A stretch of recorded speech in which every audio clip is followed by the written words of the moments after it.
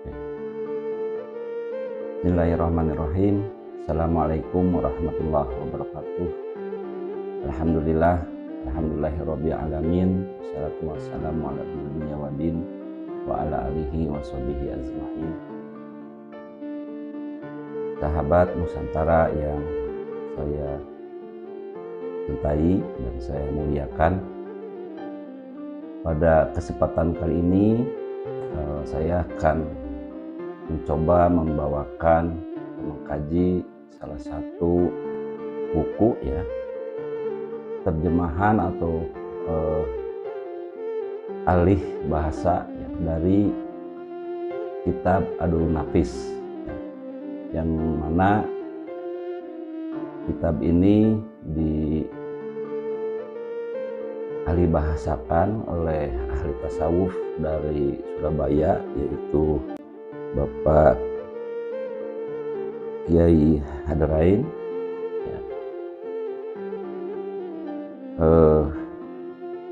yang menyusun atau yang mengalih bahasakan kitab Ad-Durrun Nafis dari bahasa Melayu, yang dalam bahasa tulisan Arab itu disulih menjadi dalam bahasa Indonesia.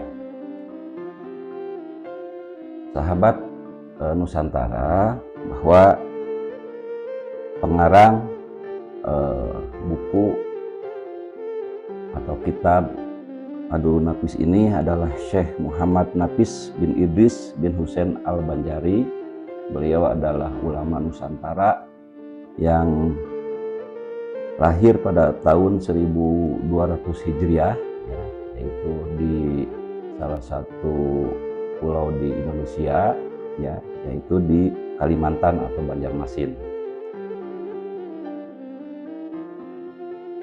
Kitab Ad-Durrun Nafis ini dialih bahasakan ke dalam bahasa Indonesia itu menjadi permata yang indah, yang mana kitab ini adalah merupakan kitab tasawuf, yang mana wabil khusus di negara Indonesia atau di Nusantara, minat terhadap tasawuf atau ilmu tauhid itu begitu antusias, banyak yang berminat, sehingga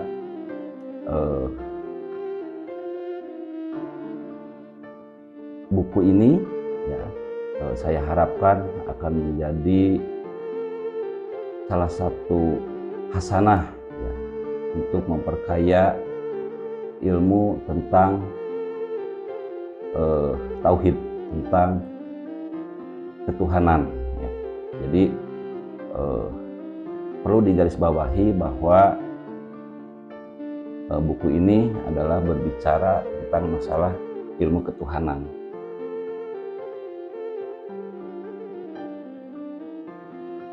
Sahabat Nusantara,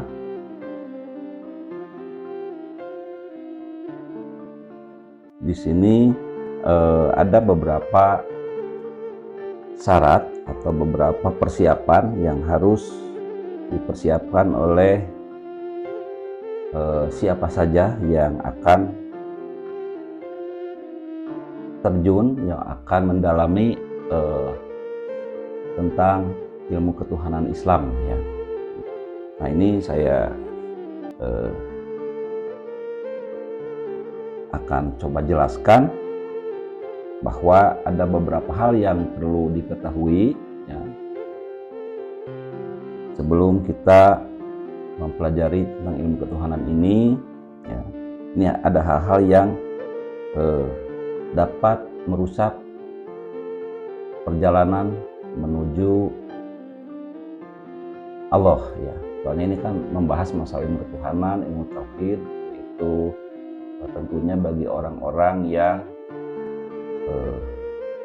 ada hajat, ada keinginan untuk memperdalam bagaimana cara kita mengenal Allah atau ma'rifatullah.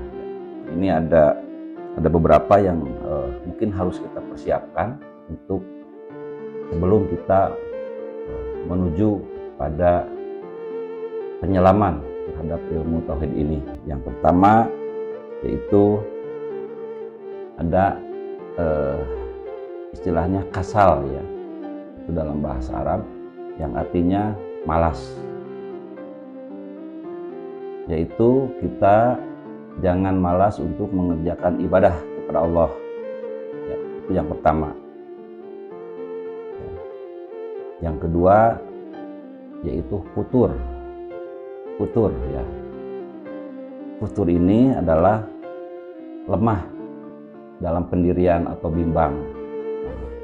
Apabila kita ingin menyelami masalah ilmu ketuhanan, ilmu tauhid, kita jangan lemah pendirian, jangan bimbang. Kita harus berusaha belajar terus ya. Sehingga dalam istilah tasawuf itu ada namanya salik ya, yang mengadakan perjalanan. Tentunya ilmu tasawuf ini adalah merupakan sebuah perjalanan untuk menuju kembali kepada Allah. Inna lillahi wa inna ilaihi raji'un. Kita semua berasal dari Allah dan kembali menuju kepada Allah. Kemudian yang ketiga itu malal ya. Malal ini adalah pembosan. Jadi di dalam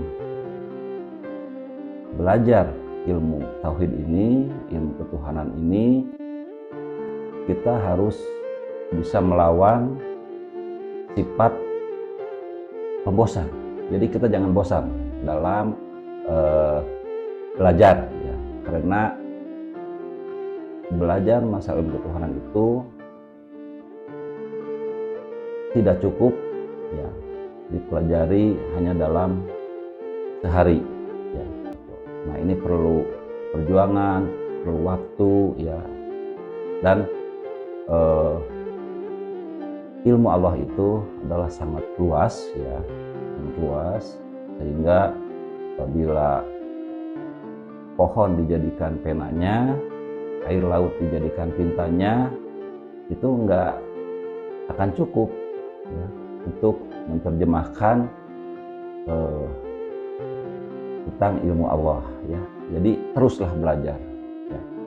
Belajar dari, makanya kata Rasulullah itu belajarlah mulai dari kandungan ibu sampai ke tiang lahat. Jadi itu adalah simbolis bahwa belajar itu harus terus, tolabul ilmu itu harus terus menerus ya. Baik belajar secara teoritis ataupun belajar dalam kita mengaplikasikannya dalam kehidupan sehari-hari ya. Karena meskipun kita sudah paham tentang konsep, tentang teoritis, kalau tidak diaplikasikan, tidak dipraktekkan dalam kehidupan sehari-hari, hasilnya mungkin bukan sia-sia ya, hasilnya kurang maksimal ya, karena tujuan akhir daripada Rasulullah Shallallahu Alaihi Wasallam, baginda alam, junjungan kita semua Nabi Muhammad Shallallahu Alaihi Wasallam itu diturunkan atau diutus oleh Allah ke dunia ini adalah untuk memperbaiki akhlak. Jadi ya itulah tujuannya itu, kita belajar bukan untuk apa-apa, yaitu untuk memperbaiki akhlak. Karena kita itu hidup harus takholaqahu bi akhlaqillah, harus mensifati akhlak Allah. Oke. Itu mungkin ada beberapa hal yang tadi saya sudah katakan. Persiapkanlah diri kita pertama jangan malas ya dalam belajar, jangan bimbang, jangan lemah pendirian, dan jangan jadi pembosan. Karena perlu perjuangan, perlu suluk. Kemudian ada beberapa hal yang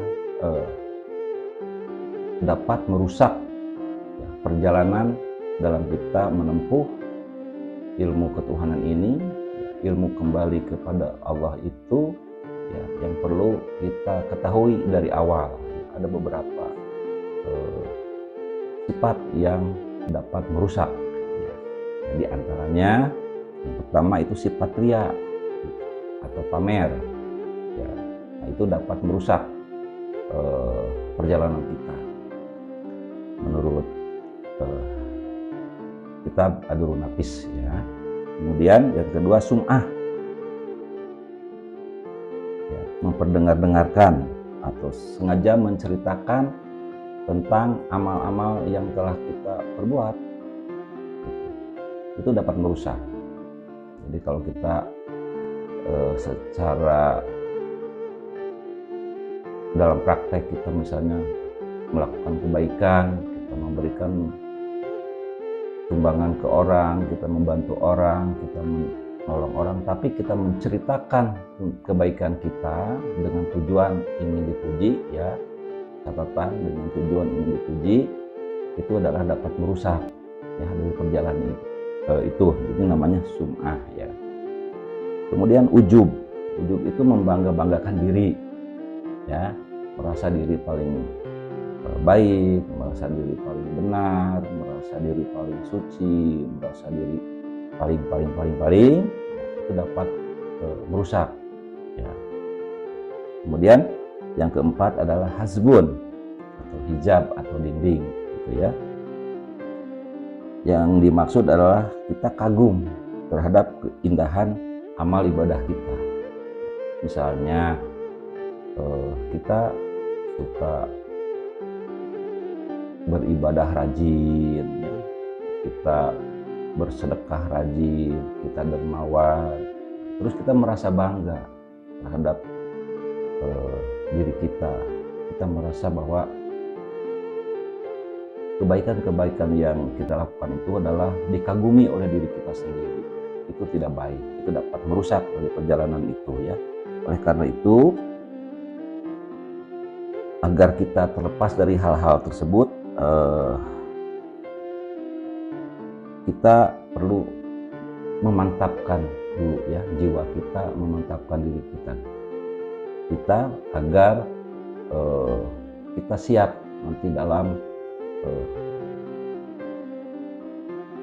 menyelami tentang ilmu ketuhanan itu ya. Oke, mungkin sebagai dasar pembuka, saya rasa itu cukup untuk persiapan ya. Nanti untuk periode berikutnya akan saya coba sampaikan ya, tentang